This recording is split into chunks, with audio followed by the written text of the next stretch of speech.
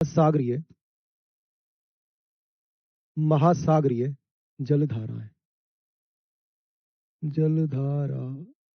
धाराएं महासागरीय जल धाराएं या ओशनिक करंट। तो चलिए जल्दी से फटाफट से समझते हैं क्या है ओशनिक करंट, कैसे सारी बातों को एकदम बहुत ध्यान से समझेंगे, बहुत आसान भाषा में समझेंगे। और चलो देखो, अगर मैं ओशनिक करंट की बात करूं यानी महासागरीय जलधाराओं की बात करें, ठीक है, तो बेटा बैक क्लास छूट गया तो वो तो आपके रिकॉर्डिंग में ही होगा ना, रिकॉर्डिंग फॉर्म में आप देख लो, जहां क्लास रिकॉर्डेड आती है वहां आपको दिख जाएगा। आप अपने माई कोर्स पे जाइए, माई कोर्स पे क्लिक करोगे, वहां आपका बैच मिल जाएगा, उसमें जो सब्जेक्ट चाहिए उस सब्जेक्ट पे क्लिक करिए, वहां क्लास मिल जाएगी सारी, कितनी भी बार देख सकते हो उसे। तो चलिए जी, अब आप देखो ध्यान से समझिएगा। चलिए जी, अब देखो ध्यान से समझना है।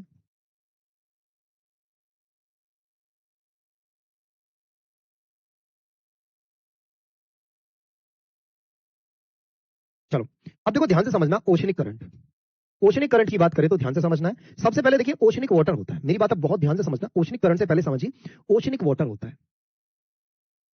ओशनिक वाटर होता है यानी ओशनिक करंट किस में आती है, ओशनिक वाटर में, यानी महासागरीय जल। महासागरीय जल, महासागरीय जल होता है। ये जो महासागरीय जल होता है इसमें क्या होता है सर, इसमें होता है मूवमेंट। मूवमेंट महासागरीय जल में क्या होता है सची, मूवमेंट होता है, यानी हिंदी में बोलूं तो सर इसमें होती है गति। इसमें क्या होती है जी, महासागरीय जल में गति होती है। देखो बिना कमेंट किए आलतू फालतू के ध्यान से समझना, क्योंकि अगर एक चीज मिस हो गई ना फिर आपको समझ नहीं आएगा, फिर आप कुछ भी करते रहिएगा। गति देखो, मूवमेंट से मतलब यहाँ गति स्पीड वाली से नहीं है, गति मतलब हलचल। मूवमेंट से आप लिख सकते हो हलचल, लिख सकते हो गति ना लिख के, इसमें लिख सकते हो आप हलचल। हलचल लिख सकते हो, इसमें क्या होती है हलचल लिख सकते हो, गति लिख सकते हो, जो भी आप समझो। अब देखो ध्यान से समझना, ध्यान से समझना कैसे हलचल होती है। दो तरह से यहां हलचल होती है, यानी जो हलचल होती है वो दो तरह से होती है। महासागर के पानी में हलचल जो होती है वो दो तरह से होती है। कैसे होती है समझते हैं। देखो एक जो हलचल होती है कि महासागर का जो पानी है, ध्यान से समझना, महासागर का मान के चलिए जो महासागर का पानी है, ये जो ओशियन का पानी है, ये जो पानी है इसमें कैसे हलचल होगी, ये ऊपर की ओर उठेगा। ये पानी क्या करेगा, ऊपर की ओर उठेगा, ऐसे ऐसे, यानी इसमें जो हलचल होगी वो वर्टिकल होगा। आगे बात समझ में, ये क्या होगा इसमें जो होगी वो वर्टिकल होगा। आगे बात समझ में, हाँ जी, अस्थिरता कह सकते हो, हलचल कह सकते हो, अस्थिरता कह सकते हो। तो इसको जो वर्टिकल होगा ये क्या होगा, वर्टिकल। इसमें हलचल कैसी हुई, वर्टिकल, यानी ये जो हलचल हुई दो तरह से हुई। वर्टिकल बोले तो ऊर्ध्वाधर, ऊर्ध्वाधर हलचल हो गई। ध्यान से समझना एक एक पॉइंट को, ऊर्ध्वाधर यानी वर्टिकल हुई। और एक जो हलचल हुई वो हुई ऐसे, जैसे ये महासागर का पानी है, ये महासागर का पानी है, तो इसमें जो हलचल हुई वो ऐसे हुई, यानी पानी ऐसे गया, या तो ऐसे गया या तो ऐसे गया, मतलब या तो इधर इधर बह सकता है या इधर बह सकता है, मतलब हॉरिजॉन्टल। आगे कैसे लिखा, हॉरिजॉन्टल। धारा ये में नहीं है, धारा ये है वो ये। बेटा मैं और ये में ये अंतर होता है, जब भी मैं बनाऊंगा वो मैं ऐसे बनाऊंगा, ये वाली घुंडी, ये जो बनाऊंगा वो ऐसे बनाऊंगा। देख लो ये है, धाराएं हैं, वो धारा में नहीं है, धाराएं हैं। ठीक है अंशु जी, पहली बात तो आप हिंदी नहीं पढ़ रहे हो, दूसरी बात मैं आपसे बता रहा हूं ना आपको कि भाई धाराएं लिखा है। ठीक है, तो अब ऐसा तो है नहीं कि आपको धारा लिखना नहीं आता। ठीक, चलो अब अगर ये ऐसे होती है यानी ये हॉरिजॉन्टल होता है, इसकी गति कैसी होती है, अगर इसकी गति हॉरिजॉन्टल होती है, कैसी होती है, हॉरिजॉन्टल। इसकी गति क्षैतिज होती है। हॉरिजॉन्टल बोले तो अगर इसकी गति क्षैतिज होती है, तो मेरी बात ध्यान से समझिए। अगर ये ऊर्ध्वाधर है यानी ऊपर की तरफ जो है इसमें गति हो रही है, अगर ये ऊर्ध्वाधर है तो भाई इसको कहा जाएगा टाइड। इसे क्या बोला जाएगा, कॉल्ड, कॉल्ड टाइड। टाइड मतलब समझ रहे हो, ज्वार भाटा। टाइड मतलब इसे बोलते हैं ज्वार। क्या बोलते हैं, ज्वार। ज्वार भाटा जानते हो, समुद्र के पानी का ऊपर उठना, अपराइट होता है तो क्या बोलते हैं उसे, टाइड, और जब नीचे गिरता है वो डाउनवर्ड जाता है तो उसे बोलते हैं क्या, नीप। तो टाइड एंड नीप। आगे बात समझ में, क्या बोलते हैं भाई उसे, टाइड एंड नीप। आगे बढ़ते हैं, उसके बाद बात करें तो इधर जो होता है, अब देखो इधर जो पानी होता है, ध्यान से समझना, इधर जो पानी होता है ये दो तरह से बहता है। अगेन ये वाला जो क्षैतिज है हॉरिजॉन्टल, ये दो तरह से बहता है। कैसे दो तरह से बहता है, दो कंडीशन इसमें भी बनती है। कौन कौन सी कंडीशन बनती है, कंडीशन नंबर 1 और कंडीशन नंबर 2। पहली जो कंडीशन बनती है, इस कंडीशन में जो पानी है उसकी दिशा और गति, उसकी दिशा और गति मतलब उसका वेग। ऊर्ध्वाधर का मतलब बेटा उल्टा नहीं होता, ऊर्ध्वाधर का मतलब होता है खड़ा, ऐसे ऊपर की ओर ऐसे, और हॉरिजॉन्टल मतलब क्षैतिज का मतलब होता है ऐसे। अब समझो, अब अगर बात करें तो यहां पर ध्यान से समझिए, अगर एक कंडीशन होगी जब इनकी दिशा और गति निश्चित ना हो, यदि, जब, ध्यान से समझ, when direction, direction and speed, speed are fix. Direction and speed को एक कॉमन वर्ड लिख सकते हो आप, वेलोसिटी। डायरेक्शन एंड स्पीड को आप एक कॉमन वर्ड लिख सकते हो, velocity. Are fixed, are fixed, यानी हिंदी में लिखोगे जब जब जब महासागरीय जल की, जब महासागरीय जल की दिशा, जब दिशा व गति, यानी इसको लिख सकते हो वेग, जब दिशा और गति यानी वेग निश्चित हो, निश्चित हो। यानी अगर मान के चलिए पूर्व दिशा है तो पूर्व में ही पानी जा रहा है, 10 की स्पीड से जा रहा है तो 10 की स्पीड से ही जा रहा है, मतलब गति भी निश्चित है और क्या होता है, और दिशा भी निश्चित है। तो इसको कहा जाता है भाई क्या, इसे कहते हैं अपन ओशनिक करंट। इसे क्या बोलेंगे, ओशनिक करंट। ओशनिक करंट यानी महासागरीय जल धाराएं, क्या बोलते हैं, महासागरीय, महासागरीय जलधारा। क्या बोलेंगे इसे भाई? महासागरीय जलधारा कहेंगे। बताओ बात समझ में आई कि नहीं आई भाई? इसे क्या बोलेंगे? इसे बोलेंगे महासागरीय जलधारा। ठीक, आगे समझते हैं। तो ये बात समझ में आ गई। यानी जब व्हेन डायरेक्शन एंड स्पीड यानी वेलोसिटी आर फिक्स, अगर डायरेक्शन और दिशा यानी डायरेक्शन व गति यानी जब दिशा व गति निश्चित हो, या वेग, दिशा और गति को दोनों को एक साथ बोले तो वेग बोला जाता है, वो निश्चित हो तो इसे बोलते हैं ओशियनिक करंट। आगे बात समझ में? आगे बढ़ते हैं ध्यान से। उसके बाद बात करें तो ध्यान से समझिएगा, उसके बाद आगे की कहानी की बात करें तो यदि if direction and speed, if या ऐसे लिख लो केवल डायरेक्शन एंड स्पीड या वेलोसिटी, इफ वेलोसिटी या if direction and speed not fixed मतलब अगर उसकी गति और दिशा निश्चित नहीं हो, यदि गति व दिशा निश्चित ना हो, यदि गति व दिशा निश्चित ना हो,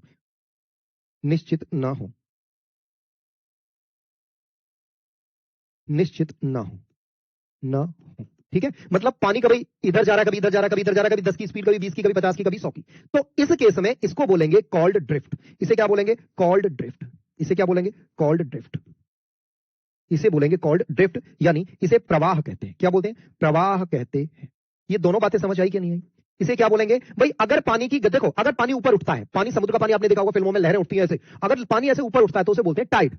और अगर वही पानी ऐसे हॉरिजॉन्टल बहता है तो हॉरिजॉन्टल में भी दो केस बनते हैं। पहला केस यदि उसकी गति और उसकी दिशा एक निश्चित दिशा में और इस बराबर समान गति से बह रहा हो तो उसे बोलते हैं ओशियनिक करंट, महासागरीय जलधारा। और यदि उसकी डायरेक्शन और स्पीड फिक्स ना हो तो उसे बोलते हैं ड्रिफ्ट यानी प्रवाह। बताओ बात समझ में आई कि नहीं आई? क्लियर हो गया? प्रवाह में क्या होता है? पानी की दिशा निश्चित नहीं होती है, पानी की स्पीड निश्चित नहीं होती, कभी लेफ्ट कभी राइट, कभी ऊपर कभी नीचे, पानी इस तरह से जाता रहता है। आगे बात समझ में?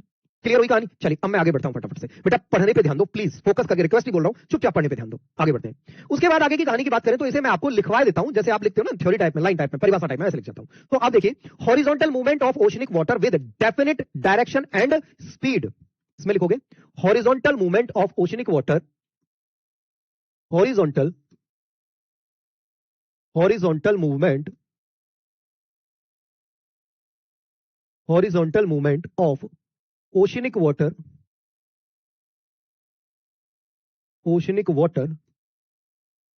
horizontal movement of oceanic water with definite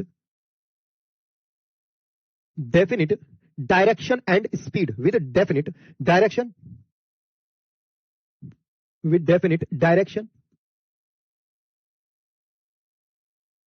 and speed। और डायरेक्शन एंड स्पीड को एक वर्ड लिख सकते हो, वेलोसिटी, कॉल्ड ओशनिक करंट,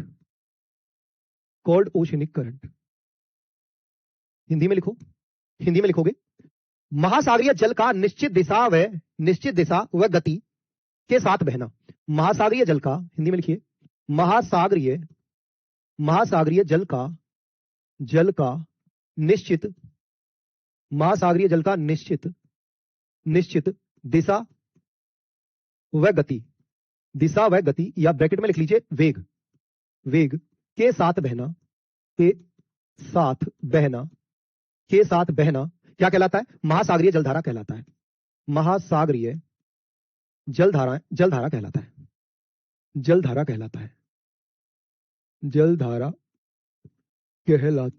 महासागरीय जलधारा कहलाता है। क्या कहलाता है जी? महासागरीय जलधारा कहलाता है। आगे बात समझ में? अब आगे की कहानी।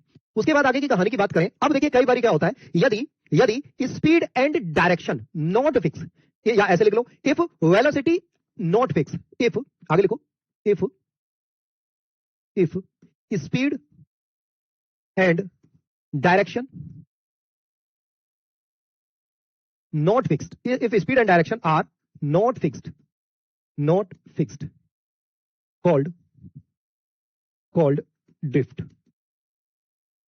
यदि गति व दिशा निश्चित ना हो, यदि गति व दिशा निश्चित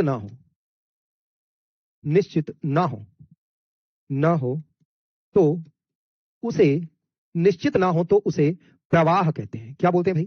तो उसे प्रवाह कहते हैं। आई बात समझ या नहीं आई? ठीक है, चलिए जी। नहाना नहीं है वो बहना है, बहना के साथ बहना, नहाना नहीं है वो बहना है। भाई क्या पढ़ रहे हो? सरोज भाई, सरोज जी, वो नहाना नहीं है, वो बहना है। बहना, बहाना नहीं, बहना। अरे इंग्लिश भी देख लो यार, इंग्लिश भी तो है। अभी हो गया सर क्या? गति वगैरह निश्चित ना हो तो उसे प्रवाह कहते हैं। महासागरीय जल का निश्चित दिशा में गति यानी वेग के साथ बहना महासागरीय जलधारा कहलाता है। ठीक है, अब देखो ध्यान से समझो, अब देखो ध्यान से समझो, अब ध्यान से समझना है आपको आगे की कहानी। अब देखो जो वेलोसिटी और जो कोरियलिस बल, वेलोसिटी और कोरियलिस बल, नहाना नहीं है भाई, वो बहना है, बहना, बह। चलो चलो, अब यहां देखो ध्यान से समझो। वेलोसिटी और कोरियलिस बल पोल पर ज्यादा होते हैं, यानी जो वैल्यू होती है वेलोसिटी की और किसकी, वेलोसिटी और कोरियलिस बल, वो पोल पर ज्यादा होते हैं। समझिए, अगर मैं बात करूं वेलोसिटी, वेलोसिटी यानी वेग, और and velocity and Coriolis force,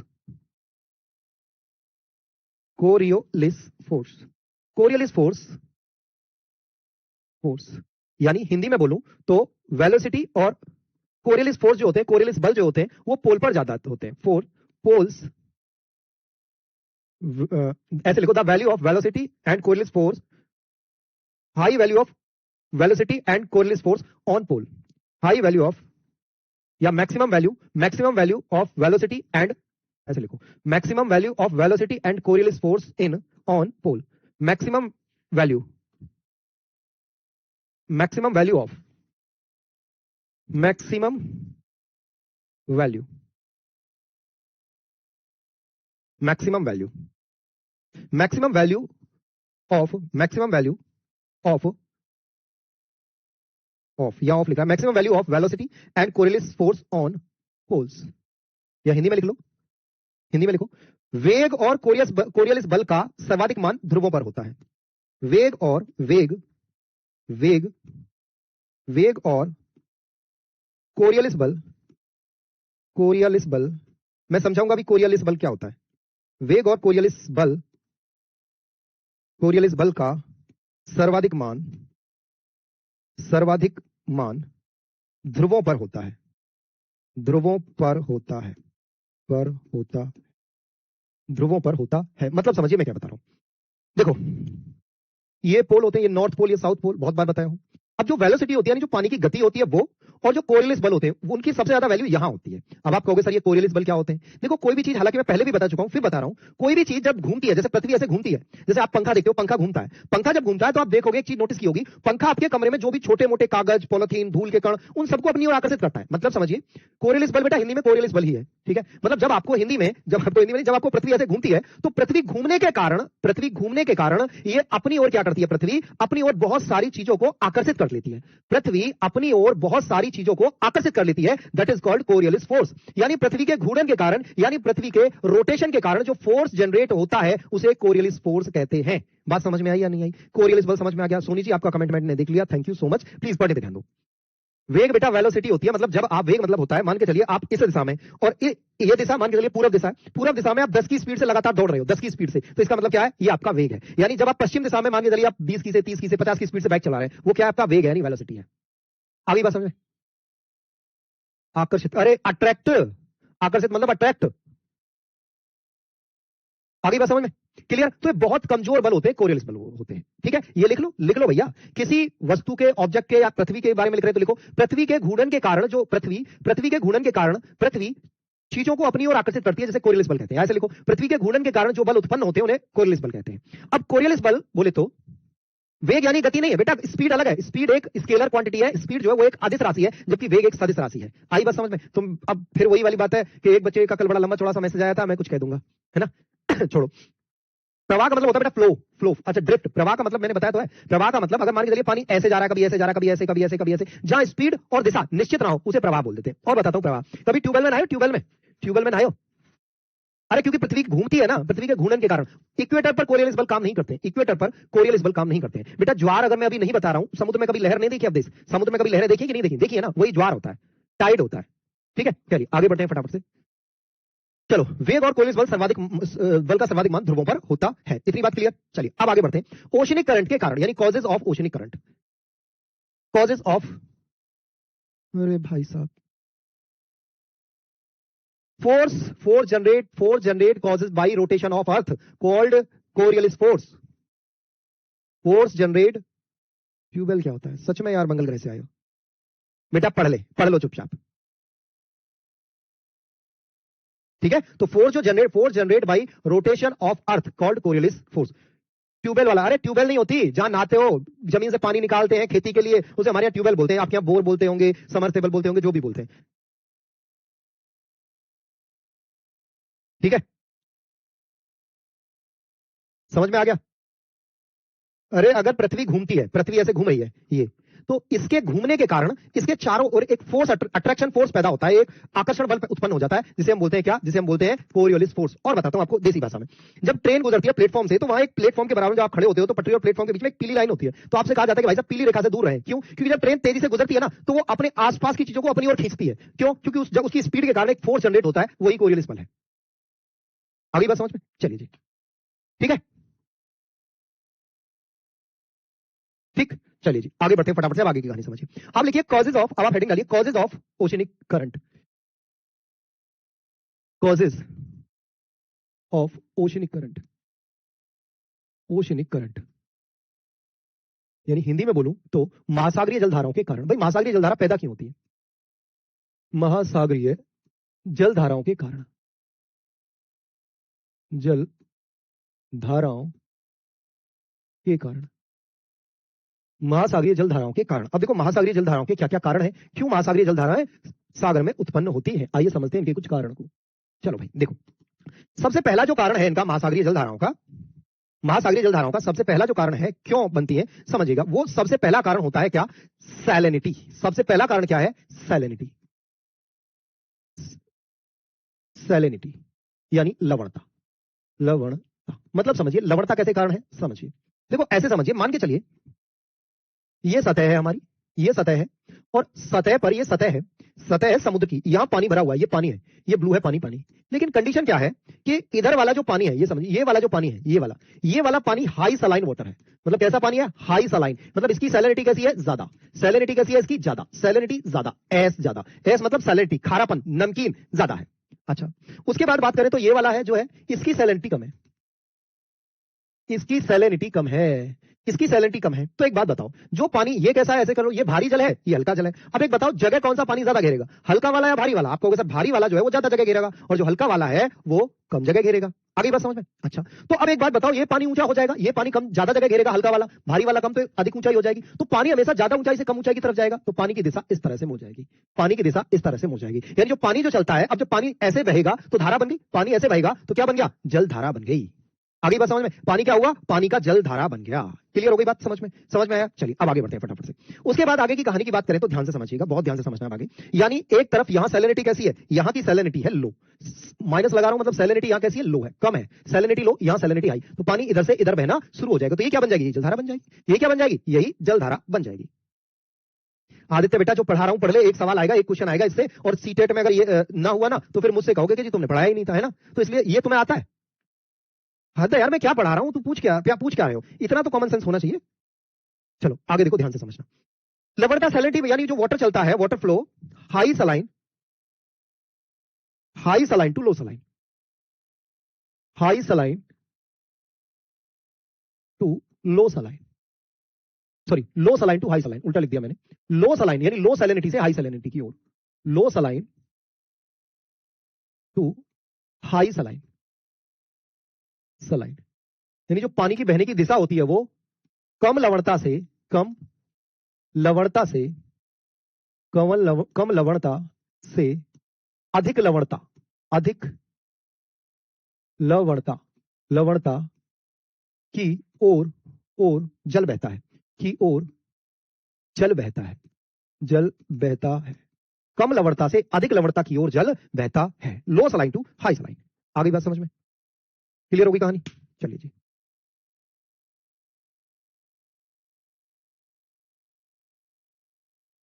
चलिए जी।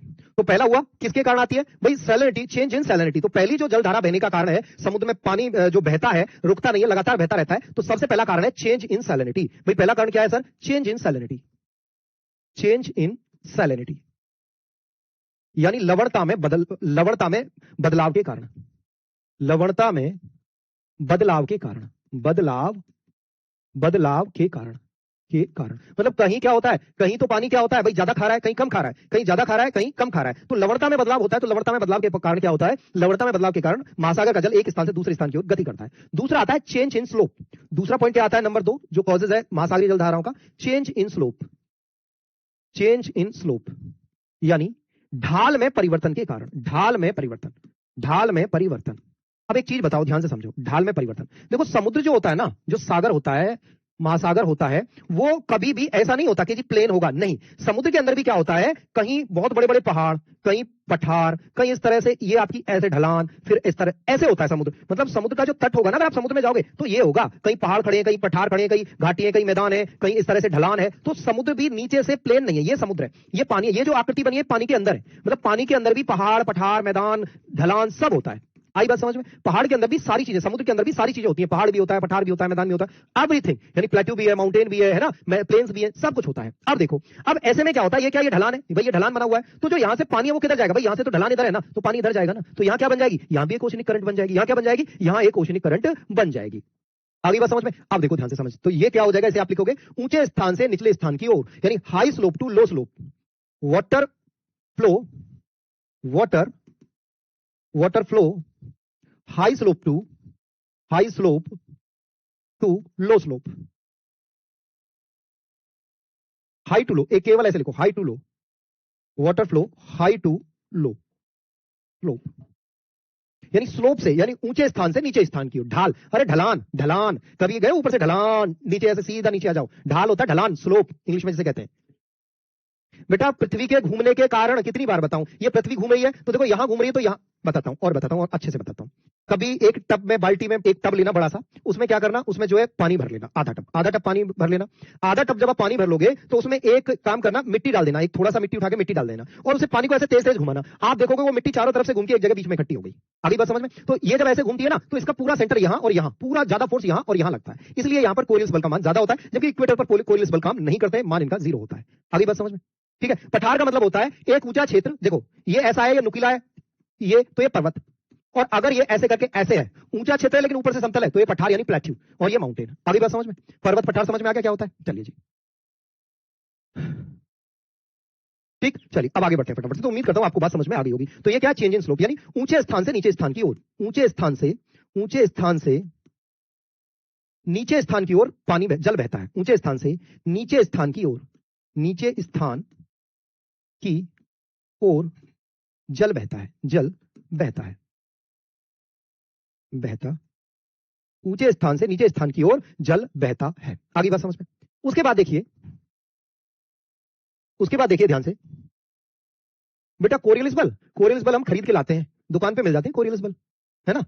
कोरियलिस बल जो है वो शॉप पे मिलते हैं, वहां से कहते हैं भैया 10 रुपए के कोरियलिस बल दे दो, तो 10 रुपए के कोरियलिस बल खरीद लाता है। कितनी बार बता रहा हूं कि पृथ्वी जब घूमती है, ये इसके घूमने के कारण एक फोर्स जनरेट हो जाता है, उसी को कोरियलिस बल कहते हैं। फिर भी पता नहीं दिमाग क्या कान बंद करके बैठे हो। चलो अब आगे देखते हैं। तो तीसरा वाला पॉइंट लिखिए अब आप। तीसरा वाला क्या है, इफेक्ट ऑफ विंड, यानी पवनों का प्रभाव। तीसरा वाला होता है किसके कारण, effect of wind, effect of wind यानी पवनों का प्रभाव, पवनों का प्रभाव। अगर आपने कभी तालाब में, किसी तालाब में जब हवा चलती है, पवनों का प्रभाव, किसी तालाब में पवनों का जो प्रभाव होता है, पवनों का जो प्रभाव, जब हवा तेजी से चलती है तो आपने तालाब में पानी में लहरें ऐसे ऐसे ऐसे ऐसे देखी है ना, पानी में ऐसे ऐसे ऐसे ऐसे ऐसे लहरें होती है कि नहीं होती हैं? यानी यहां देखो तो पानी में इस तरह से ऐसे ऐसे ऐसे लहरें उठती हुई दिखाई देती है जब तेज हवा चल रही है, जब तेज हवा चलती है। अभी बात समझ में? जब तेज हवा चलती है तो पानी में जो है पवनें इस तरह से ऐसे ऐसे ऐसे जो है क्या होती हैं, ऐसे ऐसे जो है, ठीक है, ऐसे ऐसे तेज जो है क्या करती हैं, तेज जो है पवनें चलती हैं। तो इफेक्ट ऑफ विंड यानी पवन की गति से, ठीक है, ये किसके कारण होती है सर, पवन की गति के कारण, स्पीड ऑफ विंड के कारण, या इफेक्ट ऑफ विंड, बस इतना है, विंड इफेक्ट के कारण ये कोरियलिस बल होता है। ठीक है, तो ये मेजर कारण थे, किसके कारण, ये मेजर कारण थे किसके, महासागरीय जल धाराओं के बहने के, महासागरीय जल धाराओं के बहने के ये कुछ मेजर कारण थे। उसके अलावा टेम्परेचर भी होता है, एक कारण नंबर 4 की बात करें तो नंबर चौथा कारण कैसे कैसे होता है वो मैं बताऊंगा। एक टेम्परेचर भी होता है, टेम्परेचर यानी ताप, पानी का ताप कहीं कम है कहीं ज्यादा है। नंबर 5वां कारण आप प्रेशर भी लिख सकते हो, प्रेशर भी होता है। ठीक है, मेनली तो यही होते हैं। अब समझते हैं, बहुत ध्यान से समझते हैं भाई। एक बच्चा है, पवन का प्रभाव सर, या प्रेवन, पेवन का नहीं, पवन, पवनों का प्रभाव, प्रेवन नहीं, पवन का प्रभाव, पवन का प्रभाव, पवन का प्रभाव। देखो एक बालक है भाई, क्लास में है क्या, मैं भी नाम बता रहा हूं।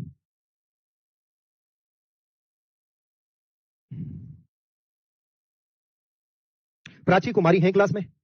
प्राची जी है क्लास में या नहीं? हाँ जी, प्राची जी है या नहीं क्लास में, ये बताइए बस मुझे आप। प्राची जी क्लास में है या नहीं है?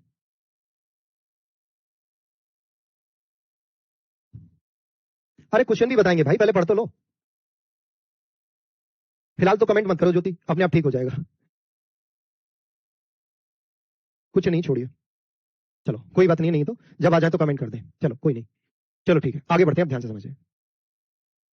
देखो ध्यान से समझो भाई, लवणता मतलब चेंज इन सैलिनिटी, यानी समुद्र का पानी कहीं ज्यादा खा रहा है, कहीं कम खा रहा है, कहीं ज्यादा खा रहा है, कम खा रहा है, तो जब एक दूसरे में मिक्स होता है तो समुद्र का पानी बहने लगता है, मतलब कम सैलिनिटी से ज्यादा सैलिनिटी की ओर पानी दौड़ने लगता है। ठीक है, एक बात अब देखो, इसे और सिंपल भाषा में समझाता हूं। आप नींबू पानी बनाए हो अपने घर में? आप नींबू पानी, बेटा अक्षांश का मतलब क्या होता है? अक्षांश का मतलब होता है आपके घर में जो कपड़े सुखाने वाला तार डाले होते हैं ना, वो अक्षांश होता है। ठीक है, चलो आप चुपचाप समझो, ध्यान से सुनो। अब देखो ध्यान से समझो, अब ध्यान से समझना है कि जैसे आप नींबू पानी बनाते हो, तो नींबू पानी जब आप बनाते हो तो पहले क्या करते हो, एक छोटा सा बर्तन लेते हो, पहले तो एक पानी लेते हो, उसमें बर्फ वगैरह डाल लेते हो, एक छोटा बर्तन लेते हो, उसमें क्या करते हो, चीनी मिलाते हो, थोड़ा सा पानी लेके, कोई 100 ग्राम पानी लेके उसमें चीनी डालते हो, बढ़िया से चीनी डालते हो, वो चीनी मिल जाती है। अब आप मुझे एक बात बताओ, एक बर्तन लो, उसमें थोड़ी चीनी डालो, एक ज्यादा लो, आप उसे मिक्स करो, तो एक बात बताओ, ज्यादा चीनी वाला कम चीनी वाले में मिलेगा, कम चीनी वाला ज्यादा चीनी वाले में मिलेगा? हाँ भाई, कम चीनी वाला ज्यादा चीनी वाले में मिलेगा या ज्यादा चीनी वाला कम चीनी वाले में मिल जाएगा? भाई ज्यादा चीनी वाला कम चीनी वाले में मिल जाएगा ना, क्योंकि उसके पास चीनी ज्यादा है। आगे बात समझ में, उसके पास चीनी क्या है, ज्यादा है। तो जाहिर सी बात है, अगर चीनी ज्यादा है तो जाहिर सी बात है भाई, ये क्या हो जाएगा, लवणता जिसकी ज्यादा है, जिसकी कम लवणता है, वो क्या करेगा, ज्यादा लवणता वाले में घुलने की कोशिश करेगा, तो कम लवणता से ज्यादा लवणता की ओर पानी बहेगा। ठीक है, चलिए अब आगे बढ़ते हैं। उसके बाद बात करें तो ढाल में परिवर्तन, हम सब जानते हैं पानी ऊंचे स्थान से नीचे स्थान कोई तो दौड़ेगा, तो समुद्र में क्या होता है, समुद्र में भाई ऊंचे स्थान भी है नीचे भी है, तो जहां ऊंचाई होती है वहां से पानी नीचे की ओर दौड़ता है। तीसरा बात है पवनों का प्रभाव, आपने अगर देखा हो तालाब में जब हवा तेज चलती है तो लहरें ऐसे ऐसे ऐसे ऐसे लहरें बनती है, ऐसे ऐसे ऐसे ऐसे लहरें बनती है। जब लहरें बनती हैं तो क्या होता है, लहरें बनने से क्या होता है भैया, वो महासागरीय जलधाराओं को इफेक्ट करती है। अगला ताप का प्रभाव, यानी कहीं पानी गर्म है समुद्र का, कहीं पानी ठंडा है, कहीं गर्म है कहीं पानी ठंडा है। जब गर्म होता है तो ज्यादा एरिया गिरता है, तो गर्म जो है वो ठंडे की ओर बहने लगता है, यानी जो गर्म पानी वो ठंडे पानी की ओर बहने लगता है। ठीक है, आगे बढ़ते हैं, अब ध्यान से समझना। ठीक है, उसके बाद डेंसिटी भी, अरे यार डेंसिटी तो आ गई ना, इसमें क्या आ गई, सैलिनिटी में डेंसिटी आ गया ना, ये पानी ज्यादा डेंस हो जाएगा, ये पानी कम डेंस हो जाएगा। ठीक है, चलिए अब आगे बढ़ते हैं। अगला, ये जो महासागरीय जल धाराएं होती है दो प्रकार की होती हैं। अरे चुपचाप रहो, आपका एक डाउट था प्राची जी, आपका डाउट था, तो वो जो डाउट है ना आप मुझसे क्लियर करो। मैंने आपका डाउट भेज दिया, जो आपने डाउट भेजा था, कोई बात नहीं है, थैंक यू अगर आपको लगता है, बहुत बहुत धन्यवाद आपके लिए। और आपने डाउट भेजा था ना कल डाउट सेशन में, तो वो डाउट मैंने आपका भेज दिया है। ठीक है, आपको शायद मिल गया होगा, मेरी टीम को पहुंचा दिया है। चलो अब आगे देखो, ध्यान से सुनो। अब देखो मेरी बात ध्यान से सुनो, दो तरह की जलधाराएं होती है, बहुत ध्यान से समझना। महासागरीय जलधाराओं के प्रकार की बात करें, अब आप हेडिंग डालो टाइप ऑफ ओशनिक करंट, महासागरीय जलधाराओं के प्रकार, टाइप ऑफ ओशनिक करंट, बहुत ध्यान से समझना। हेडिंग डालिए अब आप, type of oceanic current, type of oceanic current, oceanic current यानी महासागरीय जलधाराओं के प्रकार, महासागरीय जलधाराओं के प्रकार, जलधाराओं के प्रकार, जलधाराओं के प्रकार, महासागरीय जलधाराओं के प्रकार। चलो भाई देखो, महासागरीय जलधाराओं के प्रकार देखो ध्यान से, देखो अब महासागरीय जलधाराओं के प्रकार की बात करें तो ध्यान से समझना मेरी बात को, बहुत ध्यान से देखो। महासागरीय जलधाराएं जो कैसे चलती हैं, जैसे देखो इक्वेटर है, इक्वेटर है, ये है भूमध्य रेखा 0 डिग्री वाली। ठीक है, अब भूमध्य रेखा पर क्या होता है, तापमान ज्यादा होता है भाई, सूर्य की किरणें क्या पड़ती हैं, सीधी पड़ती हैं, तो यहां क्या होता है सर, यहां का टेम्परेचर ज्यादा होता है। जब टेम्परेचर ज्यादा होता है तो जो भी यहां से पानी जाएगा वो कैसा होगा, गर्म। यानी अगर अगर ध्यान से समझना, महासागरीय जलधारा ऊपर क्या है, ये पोल है, ये नॉर्थ पोल, ये साउथ पोल। अगर महासागरीय जलधारा में यानी पानी जो है, पानी की दिशा, अगर ध्यान से समझो, अगर अगर पानी की दिशा भाई, अगर पानी की दिशा पोल की तरफ है, यानी इक्वेटर से पोल की तरफ है, यानी पानी अगर इक्वेटर से पोल की तरफ जा रहा है, चाहे नॉर्थ पोल की तरफ जाए या साउथ पोल की तरफ जाए, तो इसे बोलते हैं warm current, warm current, warm current यानी गर्म धारा, इसे क्या बोलते हैं, गर्म धारा।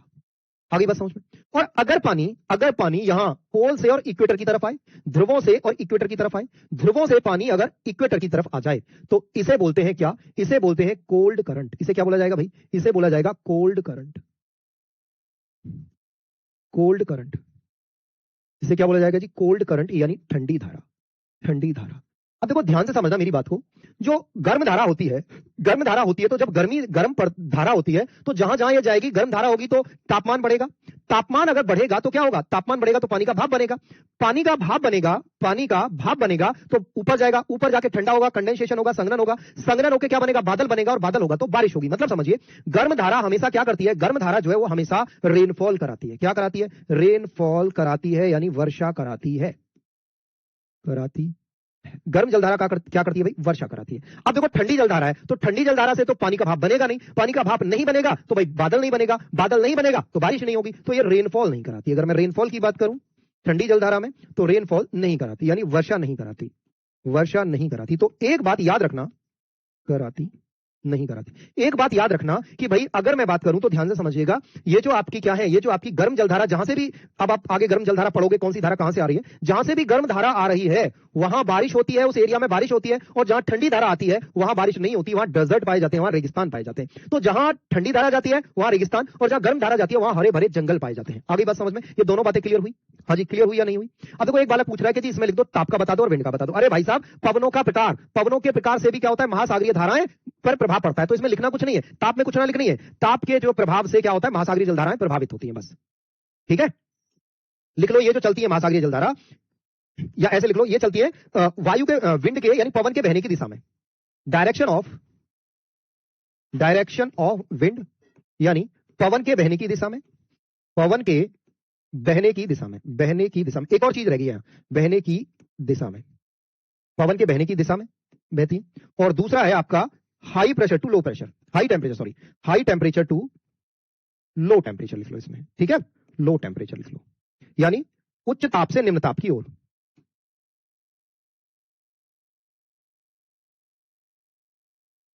यह मतलब हमेशा ऐसा नहीं होता है, मतलब हमेशा ऐसा नहीं होगा कि उच्च ताप से निम्न ताप की ओर, इसमें रहने दो। हाँ, लेकिन हाँ ताप का प्रभाव पड़ता है, लेकिन हमेशा उच्च ताप से निम्न ताप, या ताप की जगह पे ना एक हटाओ, ताप की जगह पे लिखो रोटेशन ऑफ अर्थ, ताप की जगह पे लिखो रोटेशन ऑफ अर्थ, तापमान की जगह पे रोटेशन ऑफ अर्थ लिखो, ये ज्यादा बेटर है। यानी पृथ्वी का घूर्णन, यानी पृथ्वी के घूर्णन का भी प्रभाव पड़ता है किस पर, महासागरीय जलधाराओं पर घूर्णन। आपसे सवाल ये करेगा कि भाई इनमें से किसका प्रभाव महासागरीय जलधाराओं पर पड़ता है, किसका प्रभाव नहीं पड़ता है, तो पृथ्वी के घूर्णन का प्रभाव पड़ता है। जो पृथ्वी घूमती है ना अपनी अक्ष पर, ये जो पृथ्वी घूम रही है, तो इसका प्रभाव भी महासागरीय जलधाराओं पर पड़ता है, मेनली इसी का प्रभाव पड़ता है। ठीक है, हाँ वैसे गर्म से ठंडे की ओर जाता है। चलो यहां तक बताओ, किसी को कोई दिक्कत, समस्या, परेशानी, डाउट हो तो बताओ जल्दी से। यहां तक किसी को कोई दिक्कत, समस्या, परेशानी हो तो बताओ। सर आपकी वजह से भूगोल समझ में आ गई है, ओके आरती। जहां से गर्म जलधारा आता है वहां बारिश ज्यादा, हाँ जी, जहां से गर्म धारा निकल रही होती है, चलती रही होती है, वहां बारिश होता है। जहां ठंडी धारा होती है वहां बारिश नहीं होती है। हाँ जी, अब देखो यार, आप एक बात बताओ भाई, आप सब देखो, आप में से ज्यादातर बच्चे, कोई जो है, आप सब भाई बहन की तरह हो, मतलब कोई मुझसे बड़ा होगा, कोई आप में से छोटा होगा, है ना, कुछ छोटे भाई बहन होंगे, कुछ बड़े भाई बहन होंगे, कुछ मेरे बराबर के भी होंगे, है ना, जाहिर सी बात है। आप एक बात बताओ, कभी ऐसा हुआ है कि मैंने आपको कभी कुछ भी गलत बोला हो, या हाँ वो बात अलग है कि कई बार आपको ऐसे बोल देता हूं कि कहां से पढ़े हो, पढ़ के नहीं आए हो, वो लॉजिकल है जब आप ऐसे ऐसे सवाल पढ़ते हो, है। कभी ऐसा हुआ तो हुआ है कि जी मैंने आपको गाली दे दी हो, है? हाँ भाई, ऐसा हुआ है कि मैंने आपको गाली दे दी हो? ऐसा कभी हुआ है कि मैं आपको गाली दे दूं या कुछ भी ऐसा उल्टा सीधा आपसे बोला हो? हाँ, वो एक अलग है कि पढ़ाते टाइम ये सारी चीजें हो जाती हैं, है बिल्कुल। आपको ऐसे हमेशा पहले ही दिन मैंने बोल दिया था कि आपको बिल्कुल एज ए टीचर नहीं, आप बिल्कुल छोटे भाई बहन, बड़े भाई बहन की तरह ट्रीट करेंगे, ऐसे ही क्लास पढ़ेंगे। भाई साहब एक स्टूडेंट है, उनका कमेंट छोड़ो, मैं पढ़ूं क्या, वो समझ गए होंगे अगर क्लास देख रहे हैं तो। साहब अगर आपको देखिए मुझसे इतनी पर्सनल प्रॉब्लम है तो देखिए मुझसे पर्सनल प्रॉब्लम रखिए, कोई दिक्कत नहीं है, नो प्रॉब्लम। ठीक है, जो आपको लगता है भैया, जहां जो जैसे करना है वो आप करिए, आपका मन है, लेकिन प्लीज क्लास में शांति बनाए रखिए, मुझे पढ़ाने दीजिए जैसा मैं पढ़ाता हूं। और हाँ, अगर आपको लगता है तो भैया आप मुझसे अच्छा पढ़ सकते हो, पढ़ा सकते हो, तो नो प्रॉब्लम, आप पढ़िए, मैं कहां आपको रोक रहा हूं। तो भाई प्लीज, लेकिन क्लास में शांति बनाए रहे, मैं यही हमेशा रिक्वेस्ट करूंगा आपसे। ठीक है, तो बाकी बातें अब आगे करेंगे, कल की क्लास में करेंगे। फिलहाल ये यहां से आगे हम पढ़ेंगे महासागरीय जलधारा, कौन सी धारा कहां से निकलती है, कैसे निकलती है, सारी चीजें हम कल की क्लास में पढ़ेंगे। ठीक है, चलो ठीक है। तो चलो देखो, कई बार इस तरह के जब आप पूछते हो ना, ज्वार क्या होता है, कोरियस बल कहां मिलता है, एक पूछ रहा था, बताओ क्या बताऊं, एक आप में से पूछ रहा था कोरियस बल कहां मिलता है बताओ क्या किया जाए। तो इस तरह से सारी चीजें होती हैं। खैर कोई बात, देखो ये तो श्योर है कि मैं 100% बच्चे मुझसे संतुष्ट हो जाएं, ये तो असंभव है। मैं 100% को संतुष्टि नहीं दे सकता, मैं क्या, दुनिया का कोई भी इंसान 100% को संतुष्टि नहीं दे सकता। लेकिन फिर भी हाँ, अगर आपको लग रहा है, देखिए सिंपल सा फंडा, अगर आपको लग रहा है कि आप मुझसे कुछ सीख रहे हो तो आइए क्लास में, मोस्ट वेलकम है। नहीं लग रहा है कि भाई साहब मैं अपना टाइम वेस्ट कर रहा हूं, मैं कुछ नहीं सिखा रहा हूं, मत आओ भाई, चॉइस इज योर। ठीक है, चॉइस इज योर।